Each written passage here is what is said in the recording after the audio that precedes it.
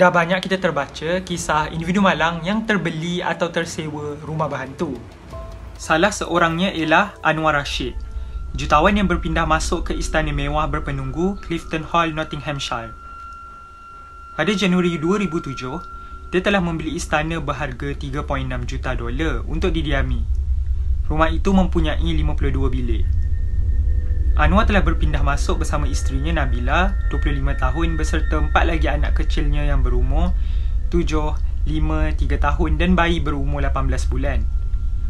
Selepas tinggal di rumah itu selama hanya 8 bulan, Anwar terpaksa membiarkan rumahnya itu di lelong bank. Pada mulanya, Anwar merasakan Clifton Hall merupakan pilihan tepat untuk menggayakan gaya hidup mewah. Anwar merupakan jutawan dengan aset berjumlah 25 juta, memiliki rangkaian rumah penjagaan dan hotel di Dubai. Menurut Anwar, dia tertipu dengan kemegahan dan kecantikan Clifton Hall secara fizikal.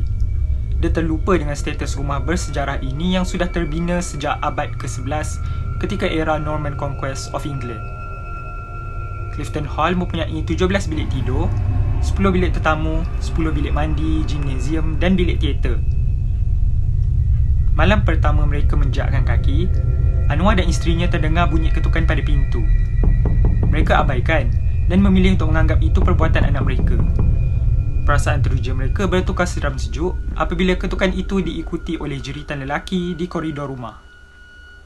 Pada malam yang sama juga, ada suara lelaki menegur berulang-ulang kali. Isterinya pernah turun ke tingkat bawah untuk membancuh susu bayi mereka pada pukul 5 pagi dan ternampak anak sulung mereka sedang duduk di sofa menonton televisyen. Berasa curiga dan pelik, Nabila memanggil nama anaknya. Naluri Nabila merasakan seperti sesuatu tidak kena dengan anaknya dan bulu romanya meremak.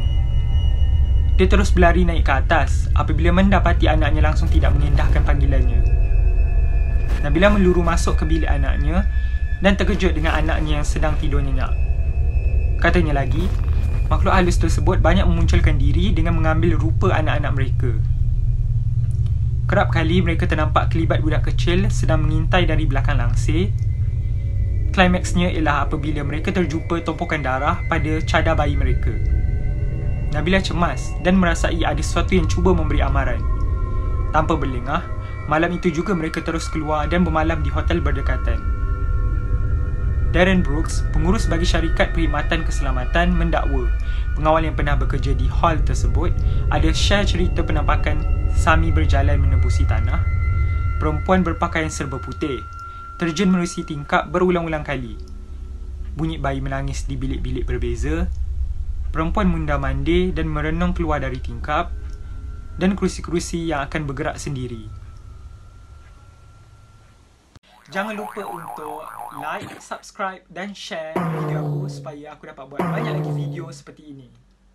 Rumah berhantu merupakan salah satu daripada hartanah berstigma yang kemudiannya ada lagi 5 cabang berbeza. Antara cabang-cabang tersebut ialah stigma fenomena paranormal, stigma pembunuhan/bunuh diri, stigma jenayah, stigma persepsi umum, stigma minimal dan stigma hutang. Untuk video kali ini, aku nak fokus pada cabang stigma hartanah, stigma paranormal dan juga pembunuhan/bunuh diri sahaja. Di United States of America, Amerika Syarikat, ada undang-undang khas yang diperuntukkan untuk protect buyer dengan cara ejen hartanah perlu notify pembeli sekiranya ada kejadian pembunuhan dan juga bunuh diri yang berlaku dalam unit yang dijual.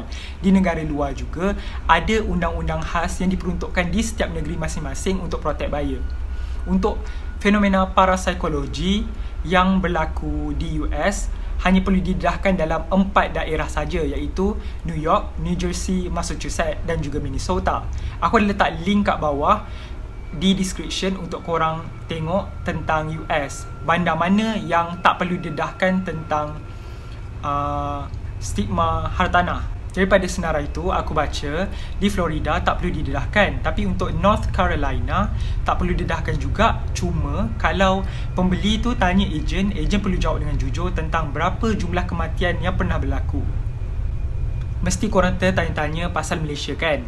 Merujuk kepada Akta Penilai, Pentaksir, Ejen Hartanah dan juga Pengurus Harta 1981, Akta 242, ejen hartanah Tidak perlu untuk mendedahkan status rumah berhantu ataupun rumah berstigma.